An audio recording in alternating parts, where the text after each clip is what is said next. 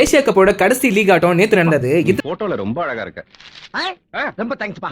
நல்லவன்டா. இந்தியாவும் ஓமனும் மோதுனாங்க. And toss win பண்ண India batting choose பண்ணாங்க. ஓபனிங் பேட் பண்ண சுப்மன் கில் 6 ரன்கள்லயே போல்ட் ஆனாரு.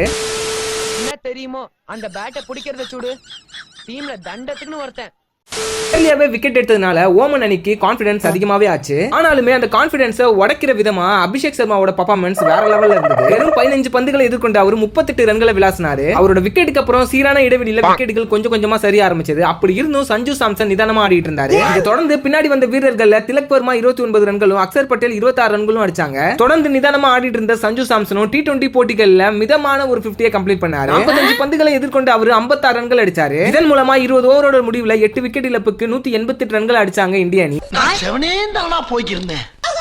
யாரு வம்பு தும்புக்காச்சும் போனனா.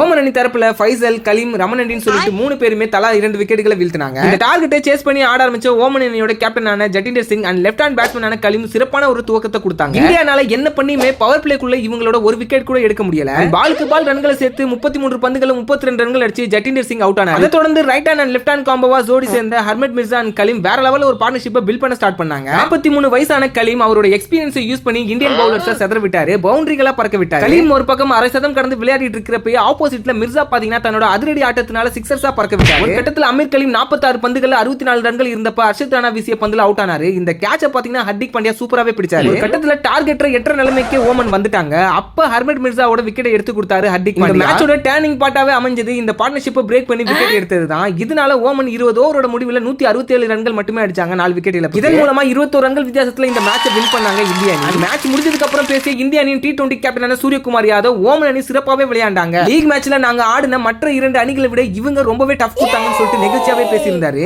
இதனால ஓமன் அணியும் பாத்தீங்கன்னா ரொம்பவே சந்தோஷப்பட்டாங்க. இந்த மேட்சை பத்தின உங்களோட கருத்துக்களை கமெண்ட் செக்ஷன்ல பதிவிடுங்க. நானும் தெரிஞ்சுக்கிறேன். Stay tune. மறக்காம சர்ப்ரைஸ் பண்ணுங்க. Thank you.